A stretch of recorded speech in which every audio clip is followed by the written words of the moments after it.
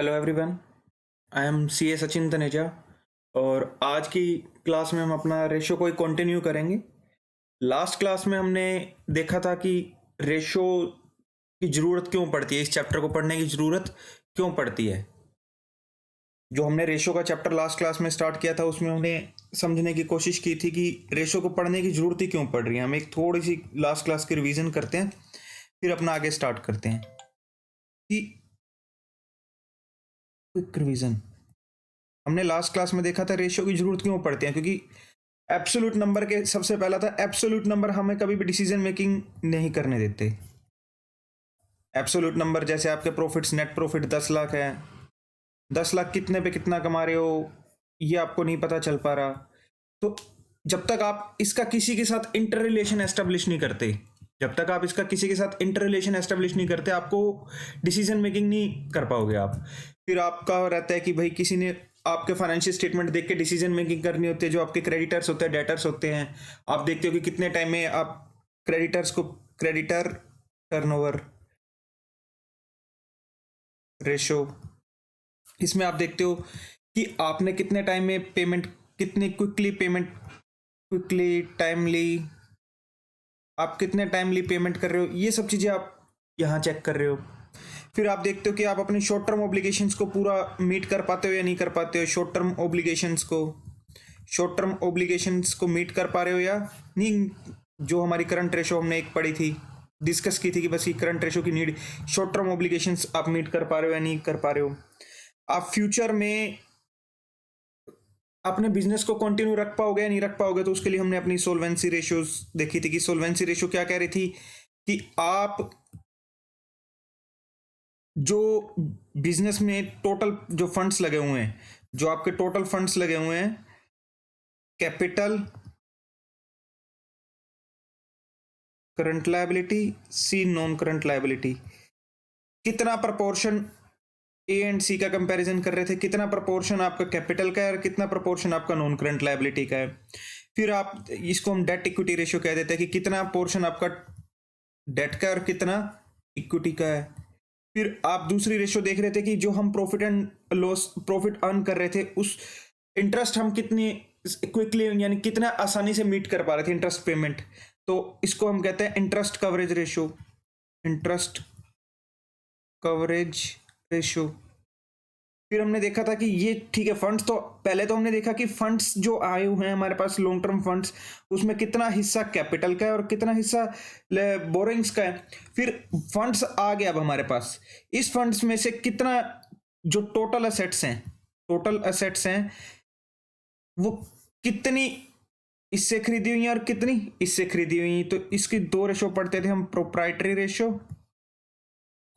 और total asset to debt ratio, total asset to debt ratio. ये ratio में क्या बता रही थी कि जो आपकी टोटल एसेट्स हैं उसकी फंडिंग कैपिटल से ज्यादा हुई हुई है या नॉन करंट लायबिलिटी से ज्यादा हुई हुई है, ये हम इसमें चेक करने की कोशिश कर रहे थे। अब आज हम अपना स्टार्ट करते हैं बेसिक से। Liquidity ratio, short term obligation. जब मैं लिक्विडिटी रेशो की बात करता हूं, आई एम सेइंग कि हम शॉर्ट टर्म ऑब्लिगेशंस अपने मीट कर पाएंगे या नहीं मीट कर पाएंगे। Short term obligation, short term obligations, आज हम हर रेशो को डिटेल में पढ़ेंगे। हमने लास्ट क्लास में ये तो सीख लिया था कि क्यों रेशो पढ़ना पड़ रहा है, क्योंकि एब्सोल्यूट नंबर आपको डिसीजन मेकिंग नहीं करने दे रहे थे। आपने अपना कंट्रोल्स एस्टेब्लिश करने हैं ऑर्गेनाइजेशन में, तो वो भी उसके लिए भी आपको इंटर रिलेशन एस्टेब्लिश करने पड़ते हैं डिफरेंट कंपोनेंट्स के, P and L and balance sheet के आपस में। अब जो सबसे पहला था वो लिक्विडिटी रेशो। हम घर में होते हैं, सबसे पहले एक एग्जांपल हम जानने की कोशिश करेंगे। ये हमारा घर है, home sweet home, home sweet home. अब क्या रहता है, पापा हैं घर पे, वो क्या कहते हैं, आपने घर पे किसी ने जो आपके घर में फाइनेंस हैंडल करते हैं उनसे सुना होगा कि घर में कुछ पैसा रखना चाहिए, लिक्विड फंड्स कुछ घर में भी रखने चाहिए। कुछ फंड्स आपके लिक्विड फंड्स घर में भी रखने चाहिए। ज्यादातर क्या होता है कि आप इन्वेस्ट कर देते हैं, इन्वेस्टमेंट करके रखते हैं आप अपने जो मोस्टली फंड्स होते हैं, इन्वेस्टमेंट कहाँ रख करके रखते हैं, रियल एस्टेट में। म्यूचुअल फंड में, शेयर्स में, गोल्ड में, और जहां आपके कन्वीनियंट रहता है आपको, आप वहां इन्वेस्टमेंट कर देते हैं। बट कुछ पैसा वो घर भी रखने को कहते हैं आपको, कि सारा का सारा पैसा ठीक है, इन्वेस्टमेंट आप फ्यूचर सिक्योरिटी के लिए, फ्यूचर के लिए आप इन्वेस्टमेंट करके चलिए, बट आपको घर चलाने के लिए भी, घर चलाने के लिए भी कुछ फंड्स घर पे रखने पड़ते हैं, डे टू डे ओब्लिगेशंस मीट करने के लिए, डे टू डे ओब्लिगेशंस मीट करने के लिए। आपके इस बच्चों की स्कूल फीस होगी, स्कूल फीस होगी बच्चों की, हाउस एक्सपेंसेस हो गए, आपके एंटरटेनमेंट के कुछ, कहीं आप जाते हैं एंटरटेनमेंट, ये आपको डे टू डे, ये तो आपके फ्यूचर सिक्योरिटी के लिए आप कर रहे हैं, बट आपका फ्यूचर के साथ साथ आपको प्रेजेंट सिचुएशन भी तो देख के चलनी होगी ना। तो उसके लिए हम अपने कुछ पैसा घर पे रखते हैं, जिनका जितना बजट होता है उसके अकॉर्डिंग रखते हैं। कुछ कहते हैं कि आपको 2 लाख रखने चाहिए, जिनका जितना बजट है। ये हर घर की अपनी अलग, जो उनके डे टू डे एक्सपेंसेस होते हैं उसके बेसिस पे वो अपना घर पे रखते हैं कि भाई हमारे एक्सपेंसेस कितने हैं। अगर उनको एक्सपेंसेस पता होने चाहिए, यानी आप क्या कह रहे हो सर, आप ये कहने की कोशिश करो कि जितने जिसके एक्सपेंसेस होंगे उसके बेसिस पे वो अपने घर पे लिक्विड फंड्स मेंटेन रखेगा। बिल्कुल सही। तो सबसे पहले मुझे क्या पता होना चाहिए, मेरे एक्सपेंसेस पता होने चाहिए। मुझे मेरे एक्सपेंसेस पता होंगे तो क्या सर, मान लो किसी के एक्सपेंसेस महीने के 50,000 रुपए हैं, क्या वो घर में 50,000 ही रखे? आप कह रहे हो सर कि पहले एक्सपेंसेस पता हो तो मेरा काम चल सकता है, कि आप कह रहे हो कि मेरे एक्सपेंसेस, मंथली एक्सपेंसेस कितने हैं? मेरे मंथली एक्सपेंसेस हैं 50,000। मंथली एक्सपेंसेस मेरे 50,000 है। क्या मैं घर में लिक्विड फंड्स भी ऑन एन एवरेज अपने जो घर पे रखूं, लिक्विड फंड्स अपने घर पे रखूं 50,000 रखूं? आप खुद समझने की कोशिश करिए कि लिक्विड फंड्स की जब मैं बात कर रहा हूं, लिक्विड फंड्स, मेरा मंथली एक्सपेंसेस मैं कह रहा हूं 50,000 कह रहा हूं। मैं मेरे मंथली एक्सपेंसेस 50,000 कह रहा हूं, और मैं कह रहा हूं कि मैं लिक्विड फंड्स भी 50,000 मेंटेन करके चलूं। क्या आपको कन्वीनियंट लगता है ये तो मेरे बजट है, ये मैं अपना बजट मान के चल रहा हूं कि मेरा बजट जो है ना 50,000 का मंथली एक्सपेंस है ही है मेरा, और आप कह रहे हैं लिक्विड फंड्स भी मैं 50,000 मेंटेन करूं। बिल्कुल सही। लेट्स सपोज एक एग्जांपल लेते हैं कि कोई आपका एक्सपेंस ऐसा आ गया जो आपने अपने बजट में काउंट नहीं किया। तो फ्यूचर इज ऑलवेज अनसर्टेन, ये हर जगह अप्लाई होता है। अब आपका कोई एक ऐसा एक्सपेंस आ गया जो आपने काउंट ही नहीं किया था अपने बजट में। कभी कोई बीमार हो जाता है, कभी कोई घर में मैरिज आ जाती है किसी की ऑल ऑफ सडन एकदम मैरिज आ गई, किसी रिलेटिव की मैरिज आ गई, क्या क्या, किसी रिलेटिव की मैरिज आ गई, कोई मेडिसिन पे, आपका मेडिसिन पे खर्चा हो गया, डॉक्टर, ये वो एक्सपेंसेस है। अब किसी के एकदम शॉर्ट, कोई अनसर्टेन एक्सपेंसेस या कुछ भी आपका प्रेडिक्टेबल नहीं था, वो चीज एकदम आ गई, बट आपने तो अपने घर में सिर्फ 50,000 रुपये रखे हुए थे। अब आपको दिक्कत आएगी या नहीं आएगी? हाँ सर, दिक्कत तो बहुत आएगी कि भाई मेरे पास तो जेब में 50,000 रुपये हैं, 50,000 तो मेरा ऑलरेडी फिक्स खर्चा है, पड़ा फिक्स खर्चा। जैसे कोई रेंट पे रह रहा है तो उसका रेंट हो गया, लेट्स सपोज कोई रेंट पे रह रहा है, जो रेंट पे नहीं रह रहा उसका मंथली मेंटेनेंस एक्सपेंसेस हो गया, आपके स्कूल फीस होगी बच्चों की, ये सब चीजें हैं। और ये खर्चे अगर ऊपर से कोई आ गया तो हाँ सर, हमें ना अगर जितना हमारा एक्सपेंसेस हैं उससे कुछ पैसा फालतू रखना चाहिए। कितना पैसा? एटलीस्ट ट्वाइस तो रखें ना हम, कि जितने एक्सपेंसेस मीट करने के बाद भी। आप एक बात बताओ, घर से आपने सारे पैसे पे कर दिए, यानी अब आपकी पॉकेट क्या होगी? पॉकेट क्या होगी? जीरो। जीरो। क्या आप जीरो पॉकेट के साथ कंफर्टेबल फील कर पाओगे? नहीं सर, हम जीरो पॉकेट के साथ कभी भी कंफर्टेबल फील नहीं कर पाएंगे। तो हमें क्या करना चाहिए? हमें अपना बजट से एटलीस्ट डबल अमाउंट अपने घर पे रखना चाहिए। यही बिजनेस पे होता है। अब आप बिजनेस की बैलेंस शीट देखने की कोशिश कीजिए। यहाँ मैं सिर्फ करंट, क्योंकि मैं लिक्विड फंड्स की जब मैं बात कर रहा हूँ तो मैं सिर्फ करंट असेट्स और करंट लायबिलिटीज की बात करूंगा। जब मैं लिक्विडिटी रेशियो की बात कर रहा हूँ तो हम सिर्फ करंट लायबिलिटीज और करंट असेट्स की बात करते हैं। तो मेरी करंट लायबिलिटीज क्या क्या हो जाती हैं? आउटस्टैंडिंग एक्सपेंस हो गए, क्रेडिटर्स हो गए,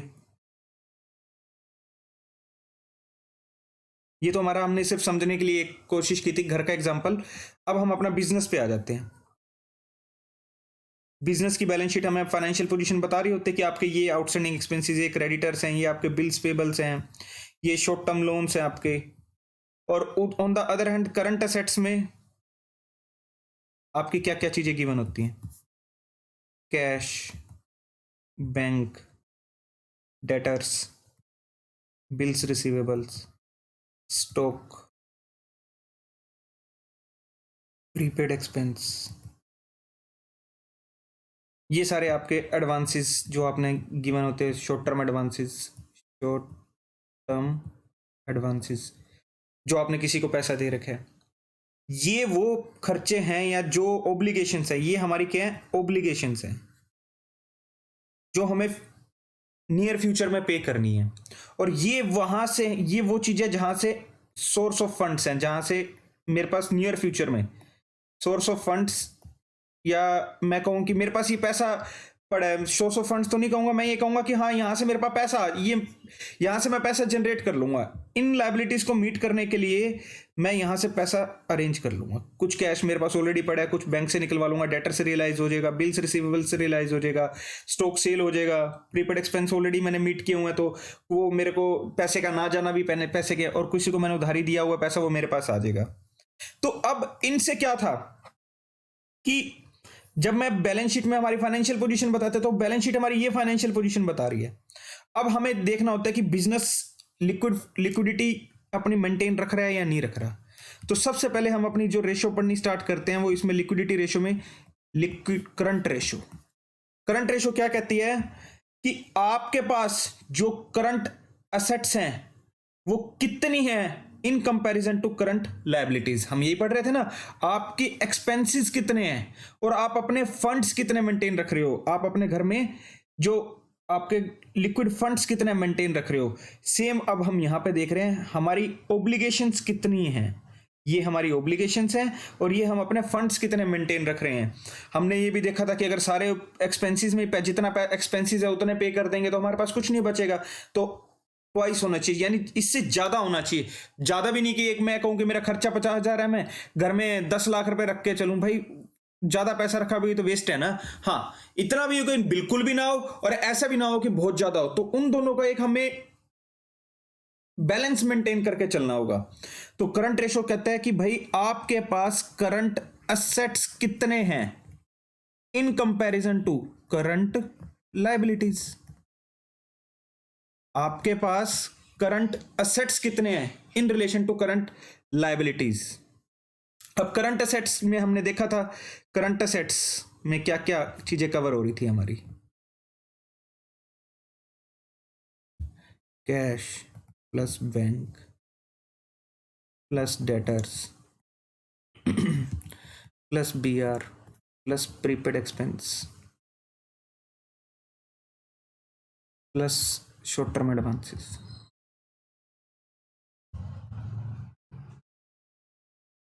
प्लस स्टॉक। और वेरेज करंट लायबिलिटीज में क्या था हमारा? Current liabilities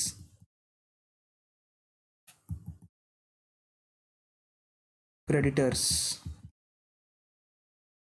plus bills payable plus outstanding expenses plus short term borrowings and provisions. ये वो चीजें हैं जो हमने पे करनी है नियर फ्यूचर में, और ये वो हैं जो हमने नियर फ्यूचर में जहां से हमारे पास फंड्स आएंगे। तो इनसे जो पैसा आना है, इनको पेमेंट करने के बाद कुछ पैसा हमारे पास बचना चाहिए, नहीं बचना चाहिए? हाँ सर, बचना चाहिए। तो लेट्स सपोज इन सबका कॉम्बिनेशन मेरा 1 लाख है, तो मेरा ये कितना होना चाहिए? ट्वाइस होना चाहिए, तो मिनिमम 2 लाख होना ही होना चाहिए। तो क्या आ जाती है कि 2 लाख अपॉन, अभी हम एग्जांपल भी करेंगे प्रॉपर, सिर्फ अभी यहां देख रहे हैं कि 2:1 मिनिमम आपका कहा जाता है। ये मिनिमम इतना ज्यादा भी ना हो बट 2:1 से नीचे ना हो। जब मैं करंट रेशो की बात करता हूं, मैं कहता हूं कि 2:1 से मेरा नीचे ना चला जाए करंट रेशो। मेरा करंट रेशो 2:1 से नीचे ना चला जाए। मेरा करंट रेशो 2:1 से नीचे नहीं जाना चाहिए। क्यों? मेरे ओब्लिगेशंस मीट करने के बाद भी मेरे पास कुछ फंड्स बचने चाहिए। ये वो बात करता है आपकी। हाँ जी, तो अब हम एक क्वेश्चन करने की कोशिश करेंगे इसकी, कि हमारा जो क्वेश्चन है, हाँ जी, एक एग्जांपल नोट करेंगे। एग्जांपल,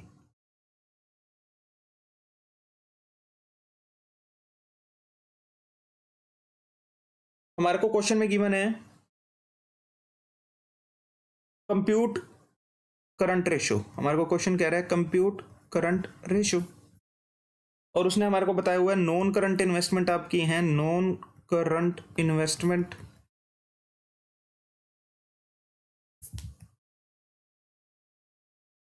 1,00,000,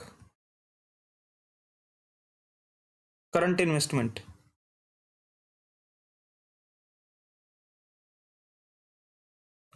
आपकी कितनी है, 40,000। Inventories,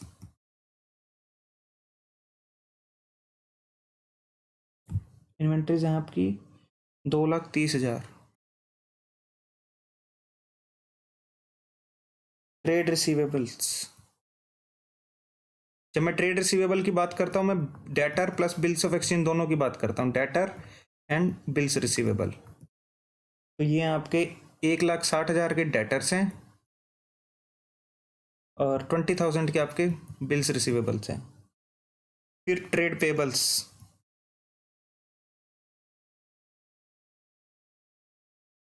creditors,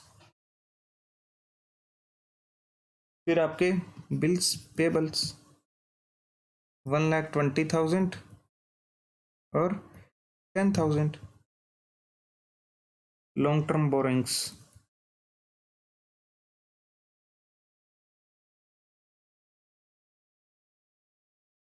₹2,00,000।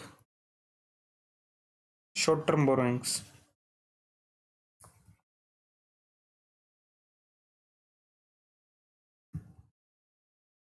Short term borrowings 50,000।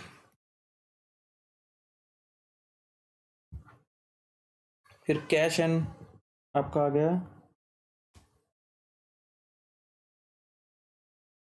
Cash and bank balance,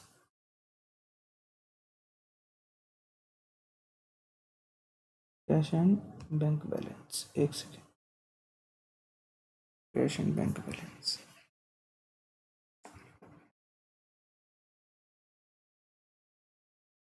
short ये आपका है 30,000। हाँ जी, तो अब सबसे पहले हम आइडेंटिफाइंग करेंगे हमारी इसमें करंट असेट्स और करंट लायबिलिटीज क्या हैं। ये आपका है सबसे पहला नॉन करंट इन्वेस्टमेंट, ये आपका क्या है, नॉन करंट असेट है। हमारे लिए जो रेलेवेंट है करंट असेट, करंट असेट,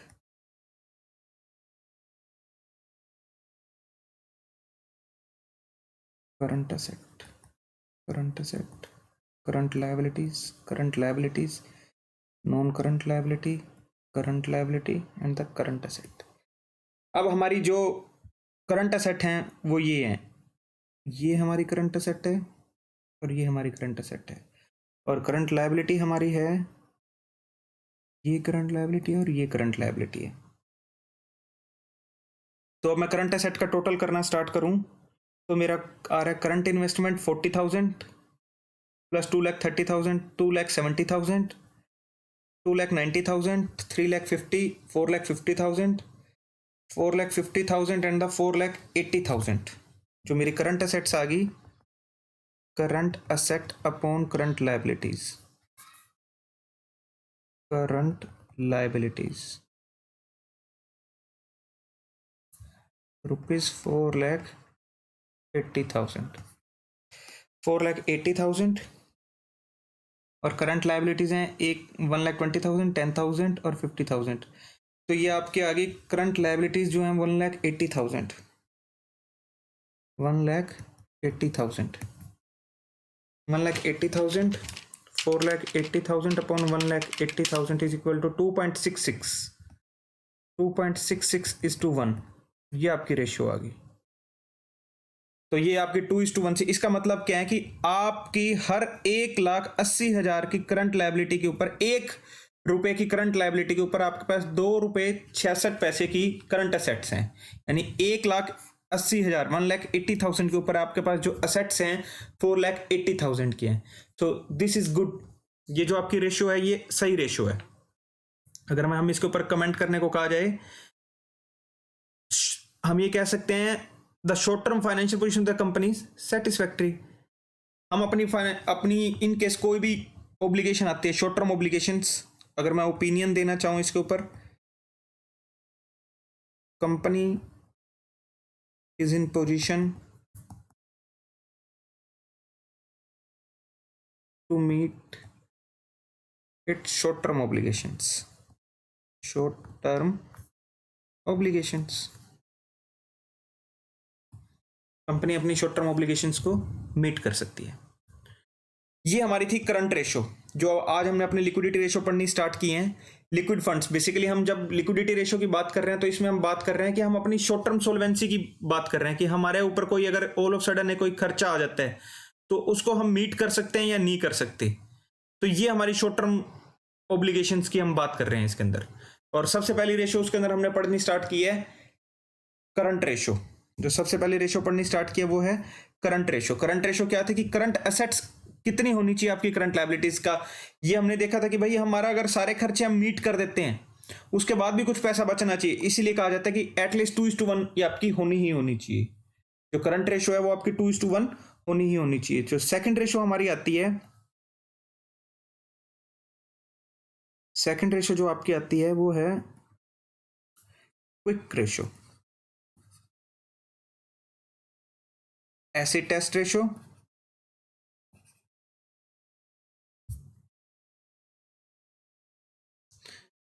ठीक है। ये आपकी रेशो आ जाती है। सर इसमें और लिक्विड करंट रेशो में क्या डिफरेंस आ जाता है? इसमें और करंट रेशो में डिफरेंस आता है कि आपकी जो करंट रेशो जो है वो ये बता रहा था कि एक साल के अंदर अंदर, करंट रेशो बता रहा था अगर आपको एक साल के अंदर अंदर 1/4/19 से लेके 31/3/20 है, नेक्स्ट 1 ईयर में अगर आपको कोई पेमेंट करनी है, आपकी जो बैलेंस शीट लेट्स सपोज 31/3/19 की बैलेंस शीट है, वो ये बता रहा है कि अगर अगले एक साल में आपकी कोई ऑब्लिगेशन आती है, नेक्स्ट 1 ईयर में आपकी कोई ऑब्लिगेशन आती है तो आप कैसे मीट कर पाओगे। बट जब मैं बात करता हूं इसकी, क्या नाम है आपका, एसिड टेस्ट रेशो, ये कहता है कि आज ही अगर पेमेंट करनी पड़ेगी, फिर अगर मुझे आज की आज पेमेंट करनी पड़ेगी तो मेरी क्या फाइनेंशियल पोजीशन है। मैं बात कर रहा था नेक्स्ट 1 ईयर की, जब मैं 12 मंथ्स की बात कर रहा था तब मैं बात कर रहा था करंट रेशो की, कि मुझे अगर अगले एक साल में पेमेंट्स कुछ करनी हुई। और ऑन द अदर हैंड मैं कह रहा हूं अगर मुझे आज की आज कुछ पेमेंट करनी पड़ जाए, एक महीने में आज ही इमीडिएट पेमेंट करनी पड़ जाए, मेरे पास कितने फंड्स हैं। सर ये करंट एसेट्स को क्या हम इमीडिएटली रियलाइज नहीं कर सकते? आप खुद सोचने की कोशिश करिए। अभी हम इसको नेक्स्ट स्लाइड पे कंटिन्यू करते हैं। मैंने करंट एसेट्स में क्या क्या चीजें इंक्लूड की थी? करंट एसेट में मैंने इंक्लूड किया था cash, bank, stock, debtor, bills receivable, short term advance,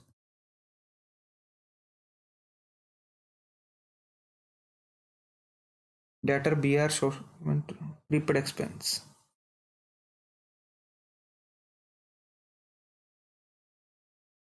prepaid expense. अब मैं कह रहा हूं कि अगर मुझे इमीडिएट पेमेंट करनी पड़ जाए, मैं क्या आज की आज पेमेंट कर सकता हूं, वो जानने की कोशिश कर रहा हूं। तो उसमें देख रहा हूं कैश, हाँ कैश तो मेरे पास एकदम रॉ फॉर्म में पड़ा है। आज मेरे से मैं जेब से निकाल के पैसे दे दूंगा, किसी को पेमेंट करनी हो, बड़ी सिंपल बात है। इसमें क्या बड़ी बात है? हाँ सर इसमें तो कोई बड़ी बात नहीं है।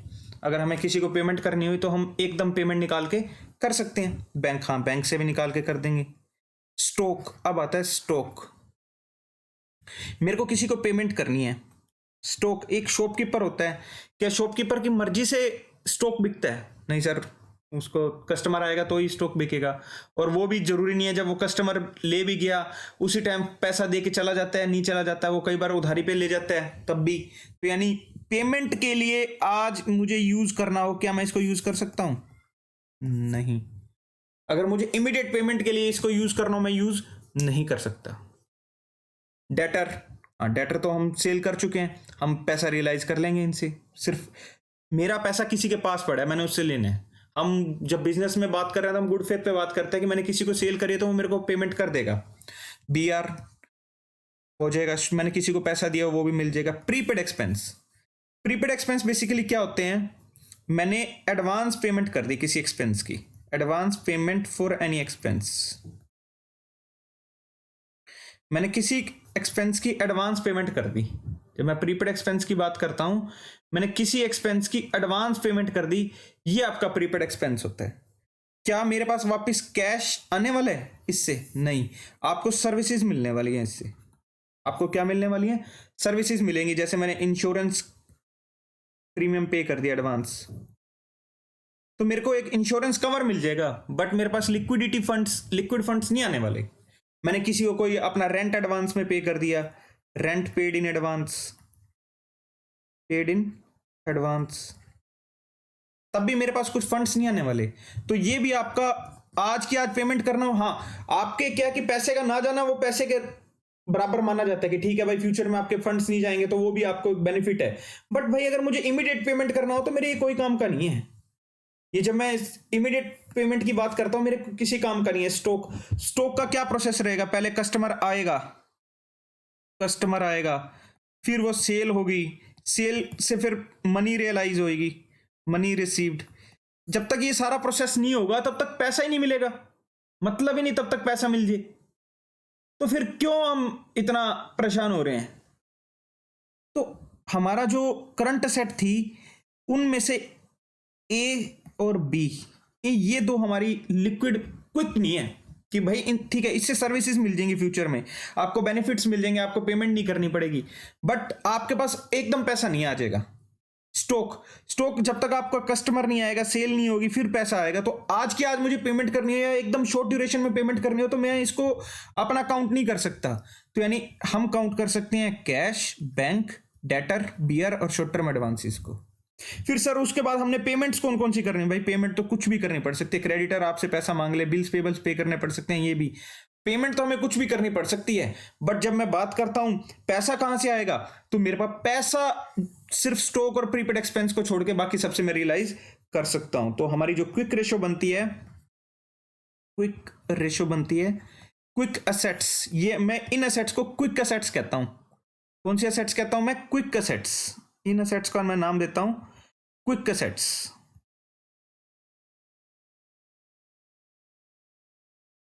क्विक असेट्स, क्विक असेट्स यानी वो असेट्स जिनको मैं इमीडिएटली कैश में कन्वर्ट कर सकता हूं। क्विक रेशो मेरी बनती है quick assets upon current liabilities.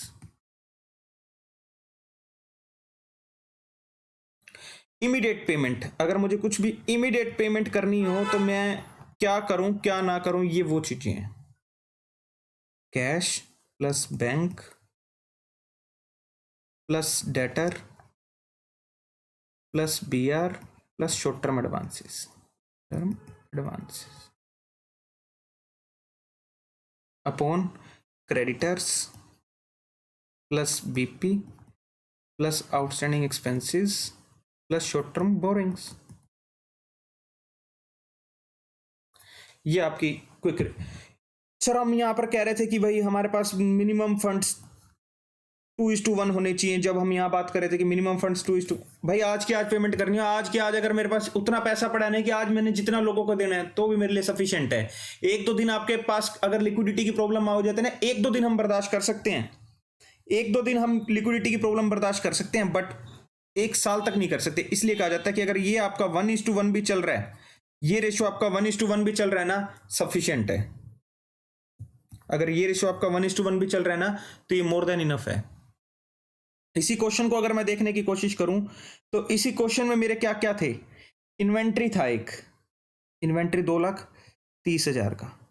Inventory मेरा था 2,30,000 का। अगर मैं इसको एक्सक्लूड कर दूं तो मेरी करंट एसेट्स कितनी बनती हैं? 40,000। अभी मेरे करंट क्विक नहीं है, ये मेरी क्विक भी है, क्विक है। करंट लायबिलिटी तो सारे इंक्लूड होते हैं, कैश एंड बैंक बैलेंस, इसमें प्रीपेड एक्सपेंस है ही नहीं।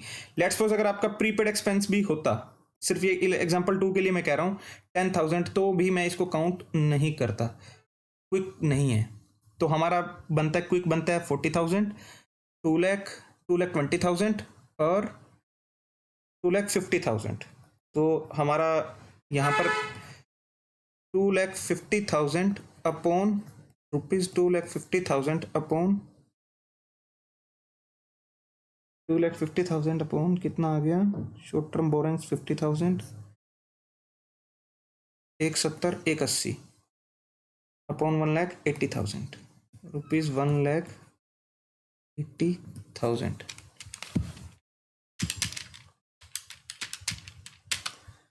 1.38 ये आपकी रेशो आ रही है, 1.38:1।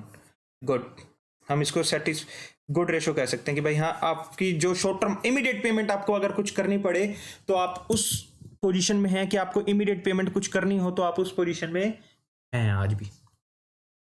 ये हमारी थी लिक्विडिटी रेशो। लिक्विडिटी रेशो की जब मैं बात करता हूं, ये रेशोज होती हैं कि मुझे जब एकदम इमीडिएट पेमेंट करनी हो, मैं जब लिक्विडिटी रेशो की बात कर रहा हूं कि मुझे एकदम इमीडिएट पेमेंट करनी हो तो मेरे पास क्या क्या है रिसोर्सेज अवेलेबल है और क्या क्या पेमेंट्स करनी हो सकती हैं, और शॉर्ट टर्म ऑब्लिगेशंस की बिजनेस को विद इन 12 मंथ्स या इमीडिएट कुछ पेमेंट्स करनी हो तो बिजनेस की फाइनेंशियल पोजीशन क्या है, ये जानने की कोशिश की थी। हमने अपना समझना स्टार्ट किया था कि घर के एग्जांपल से, कि घर में हम देखते हैं कि हम अपना पैसा investment, real estate, mutual fund, shares, gold etcetera में इन्वेस्ट करके रखते हैं, बट हमें डे टू डे लाइफ में जैसे बच्चों की school fees, house expenses, entertainment expenses और भी चीजों के लिए हमें अपने पास पैसा रखना पड़ता है। फिर क्वेश्चन आता है कितना पैसा रखें हम अपने घर में, वो हमें पता चलता है कि घर के खर्चे कितने। जब हमें मंथली एक्सपेंसेस पता चल जाते हैं तो उसके बेसिस पे हम ये मान के चलते हैं कि जितने एक्सपेंसेस है उससे ज्यादा, कितना ज्यादा, डबल, क्योंकि आपके कभी कभी कुछ अननेसेसरी, आपके जो आपने अनप्रेडिक्टेबल प्रेडिक्ट नहीं किए होते कुछ खर्चे ऐसे आ जाते हैं, जैसे एकदम किसी की शादी आ गई,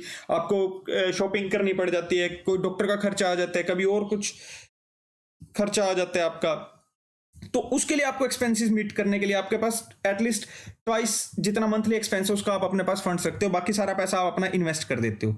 अब बिजनेस में भी यही होता है, बिजनेस की जो शॉर्ट टर्म ऑब्लिगेशंस हैं वो ये सारी हैं, और जो लॉन्ग आपके पास जो शॉर्ट टर्म में फंड्स आ सकते हैं वो ये हैं। फिर करंट असेट्स में आपके पास cash, bank, debtor, BR, prepaid expense, short term advances stock ये हैं, और creditor, BP, outstanding expense, short term borrowings आपकी ये होगी। ठीक है, फिर हमने एक क्वेश्चन किया था कि क्वेश्चन में क्या देखें कि आप non current asset, current investment, ये हमने देखा कि हमारी आइडेंटिफाई कर ली करंट एसेट्स कौन सी हैं और करंट लायबिलिटीज कौन सी हैं। ये सिर्फ हमारा क्वेश्चन 2 में था, हमने क्वेश्चन 1 में ये कवर नहीं किया था। हमने रेशो आइडेंटिफाई करी कि 2.66:1, तो this is the good ratio, ये आपकी रेशो अच्छी रेशो है।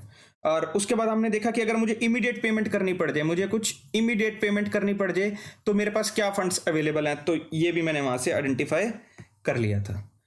तो ये थोड़ी रेशो थी आपकी क्विक रेशो और करंट रेशो आपकी लिक्विडिटी के बारे में थी। और जो हम नेक्स्ट क्लास में अपना स्टार्ट करेंगे वो हम सोल्वेंसी रेशो के बारे में स्टार्ट करेंगे, कि ये तो था कि हमारे को अगर शॉर्ट टर्म फंड्स, अगर एकदम हमारे को शॉर्ट टर्म में हम अपनी ऑब्लिगेशंस मीट कर सकते हैं नहीं कर सकते हैं। और जो नेक्स्ट क्लास में हम कवर करेंगे सोल्वेंसी, बिजनेस अपनी सोल्वेंसी को मेंटेन रख सकते हैं या नहीं रख सकता, ये हमारा पता चलेगा नेक्स्ट क्लास में।